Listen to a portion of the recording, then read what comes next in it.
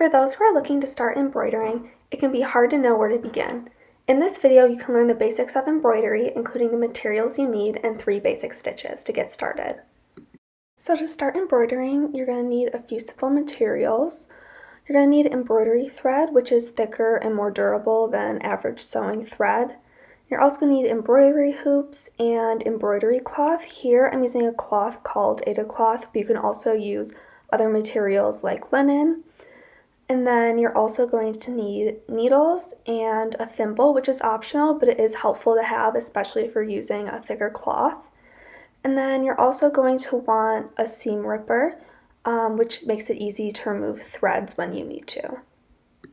So here I've placed the cloth into the embroidery hoops, and you're going to want to make sure that the cloth is pulled tight so that it doesn't move while you're embroidering.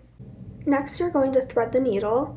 And you want to make sure that one side of the thread is pulled about 3/4 of the way down, and then you're going to tie a knot on the longer side of the thread. And you want to make sure to tie a knot that's thick enough so it doesn't pull through the cloth. To start learning the basics of embroidery, there's a few simple stitches that you need to learn. So first off, we have the running stitch, and you're going to start with the needle at the back of the cloth. And then you're going to pull the thread completely through. Then choose the stitch length that you want and thread the needle into the back of the cloth. And once you've done that, you're going to place the needle slightly apart from the end of the stitch and then repeat the same stitch length as the first.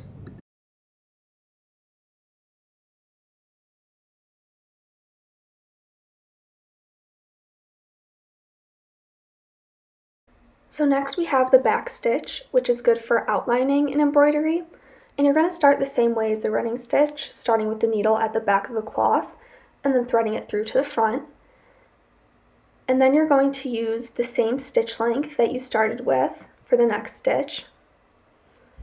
But this time you're going to place the needle in the same spot as the last stitch ended so that they're connected.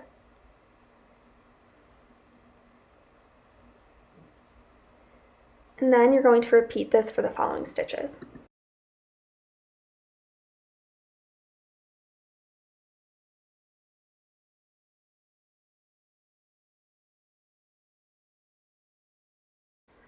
For the next stitch, called the split stitch, you're going to connect the two ends of the thread and tie them together.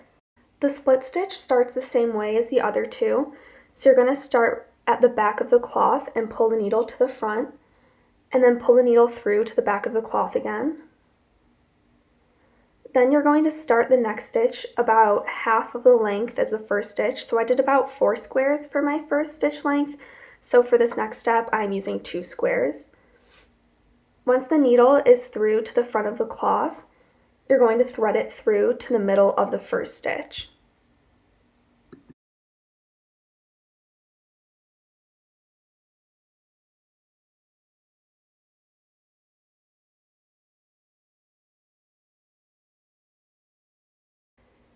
Then you're going to repeat this step, so using half a stitch length into the front, and then threading it through halfway into the previous stitch.